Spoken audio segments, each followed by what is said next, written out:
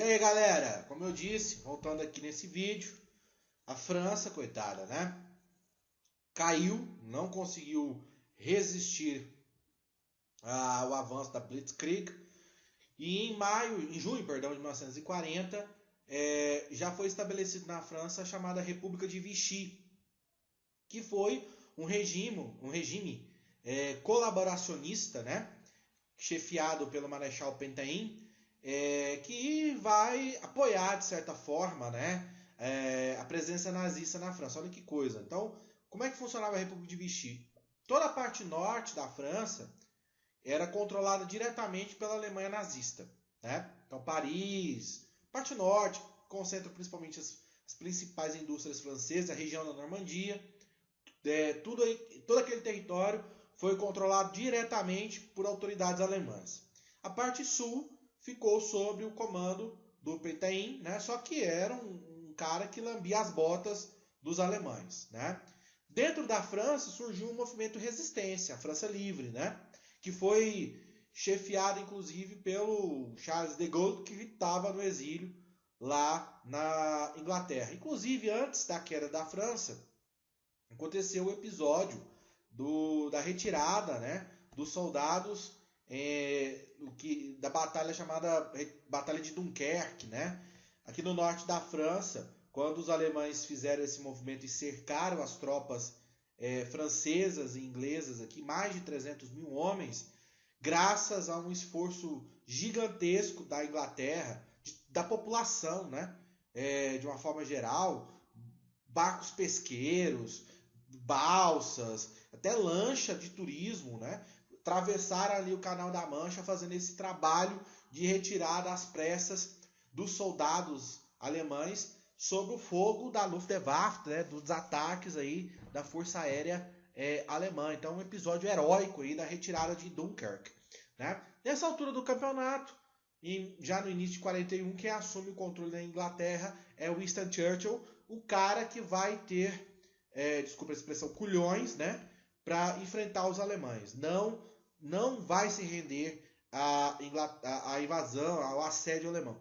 Inclusive, hoje a gente sabe, analisando a documentação, que a intenção da Alemanha nunca foi destruir a França e a Inglaterra. Muito pelo contrário. Primeiramente, o que os alemães queriam, os nazistas, era devolver a humilhação da Primeira Guerra Mundial, né? Segundo, era, com essa invasão, forçar os franceses e os ingleses a assinarem uma paz para poder, então, virar todos os seus esforços para a invasão da União Soviética. Hitler podia ter feito isso diplomaticamente, mas não o fez. Ele preferiu a guerra. Ele preferiu o caminho mais árduo, né? Se ele tivesse, muito provavelmente, levado o projeto de que iria atacar a União Soviética e que iria exterminar Stalin e o socialismo, muito provavelmente ele receberia apoio do Ocidente, né? Só que Hitler é Hitler, o maluco, né? O cara que acha que sabe, mas não sabe. Mas enfim, deixa pra lá. Bom, e aí nós temos em 1940 a segunda fase, né, dessa guerra na Europa Ocidental, que é a Operação Seehof, que é o ataque alemão sobre a Grã-Bretanha. A Grã-Bretanha, como eu já mostrei para vocês aqui no mapa, é uma ilha. Ela está isolada aqui do continente europeu, tem uma faixa de mar aqui que separa a França da Inglaterra, que é o Canal da Mancha. E a única forma de atacar a Inglaterra é via marítima ou via aérea. Via marítima descartada, porque a Inglaterra contava com a maior marinha de guerra da Europa. Então, a Alemanha nazista não tinha dado tempo a Hitler, né, ter recuperado, reconstruído a sua marinha de guerra. A Alemanha contava com embarcações formidáveis, como o Graf Spee, né, o Bismarck. Eram navios de guerra esplêndidos. Só que não eram páreo para a quantidade de belonaves que a marinha inglesa tinha na sua disposição. Tanto é verdade que ao longo da guerra a Alemanha vai utilizar muito mais a estratégia do submarino, né, do ataque submarino, do que do enfrentamento navio-navio. Então, descartada. Qual que era a hipótese que os alemães tinham na manga? O ataque aéreo. Então, usar a força da Luftwaffe, né, para atacar a Inglaterra, controlando os céus, eles conseguiriam fazer esse movimento de deslocamento das tropas até o litoral britânico. E aí foi, cara, simplesmente a maior batalha aérea da história. Durante 8 meses, a Luftwaffe e a RAF, que é a Real Força Aérea da Inglaterra, Royal Air Force, degladiaram-se nos céus do norte da França, do sul da Inglaterra, pelo controle do Canal da Mancha, né? E os britânicos tinham um as na manga que os alemães não sabiam, que é o radar, a tecnologia do radar. A tecnologia do radar estava sendo desenvolvida por todos os países que estavam na guerra, de uma forma geral. Só que os britânicos, eles estavam já num nível, né, de desenvolvimento dessa tecnologia bastante superior. Então, o radar britânico já funcionava, dando aos britânicos a minutos ali importantes, né, para organizar suas defesas. Então, o que acontecia? Mesmo a Inglaterra não tendo a maior quantidade de aviões para enfrentar a Força Aérea da Alemanha, ela podia disponibilizar melhor as suas defesas. Então, por exemplo, o radar captava uma formação de caças. Não valia a pena você colocar as forças de defesa da Inglaterra no ar para combater os caças alemães. O perigoso eram os bombardeiros, que iriam atacar Londres e outras cidades britânicas e iam provocar prejuízo, como, por exemplo, essa imagem que eu tenho aqui vai mostrar para vocês. Aqui você tem um avião, né, da Força Aérea Nazista, um bombardeio, né, despejando ali as suas bombas sobre Londres. Aqui uma fotografia da cidade de Londres, praticamente um terço da cidade de Londres foi destruída, né, por esses Blitz alemães, esse ataque aéreo contra a Inglaterra. A população de Londres, durante vários meses, teve que dormir, né, nas estações ferroviárias da cidade. As crianças foram enviadas para o interior. Até as mulheres, né, os velhos, receberam treinamento militar, porque havia sim a real chance da Alemanha atacar, né, e se estabelecer na Inglaterra. Mas a RAF conseguiu, as duras penas, Winston Churchill: não vamos nos entregar, vamos lutar até o fim. E a Inglaterra conseguiu barrar esse assédio, né, do nazista em relação ao seu país. Como a Alemanha não conseguiu sucumbir, né, à Inglaterra mediante a violência desse ataque aéreo, mudou-se a estratégia. Passou-se a utilizar os submarinos, os U-boats, né? Então, os alemães faziam o quê? Eles cercavam a Inglaterra com várias unidades desses submarinos e começaram a afundar os comboios de navios mercantes que traziam as mercadorias, as matérias-primas tão necessárias para manter a economia britânica funcionando.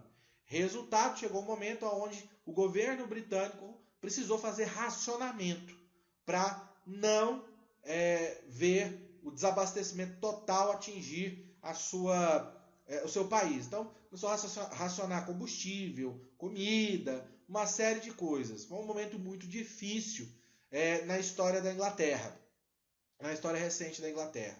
Então, de certa forma, na Batalha da Grã-Bretanha, professor, a Alemanha foi derrotada? Ela não foi derrotada, mas ela também não ganhou. Houve um empate, né? O objetivo final, que era subjugar a Inglaterra, esse objetivo ele não foi alcançado. Mas a Inglaterra estava impossibilitada de guerrear. Ela estava presa dentro da sua ilha. Os Estados Unidos, até então, não havia se envolvido na guerra, né? Por questões políticas. Desde o final da Primeira Guerra Mundial, os Estados Unidos adotou a ideia do isolacionismo novamente. Os soviéticos estavam paralisados porque esperavam uma ofensiva alemã e não iriam ajudar a Inglaterra, porque a Inglaterra também não iria ajudar a União Soviética. Enfim, o Churchill estava lutando sozinho nesse momento da Europa, né?